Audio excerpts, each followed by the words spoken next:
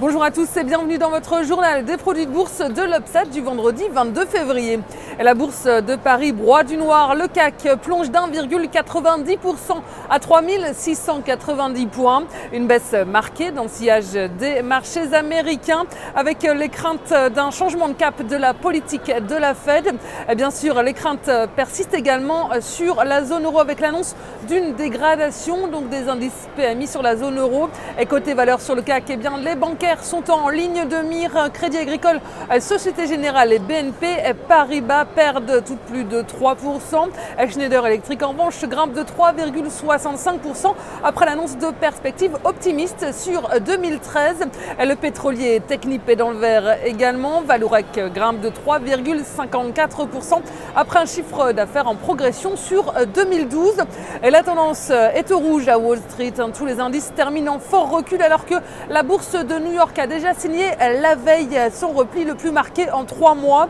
Elle signe donc que le changement de cap de la Fed inquiète des deux côtés de l'Atlantique. Les investisseurs américains redoutent un arrêt ou une diminution des mesures de soutien de la Fed à l'économie. Et les marchés américains continuent de broyer du noir après plusieurs indicateurs contrastés, en particulier le rebond des nouvelles inscriptions au chômage après 2 semaines de hausse. Autre indicateur peu rassurant, c'est l'indice composite du Conference Board tombé aujourd'hui qui donc ralentit, signe que la reprise peine à refaire surface aux États-Unis. L'économie américaine reste molle à l'approche des coupes massives dans le budget à compter du 1er mars.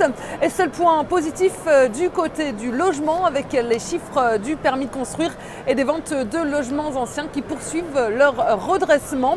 Et du côté des valeurs sur la côte américaine, Walmart, le numéro 1 mondial de la grande distribution, a rassuré après des résultats meilleurs que prévus. Et sur le front des devises, les minutes de la Fed ont favorisé le dollar qui est monté à son plus haut depuis 3 mois. À l'inverse, l'euro a touché un plus bas de 6 semaines à moins d'1,32 $.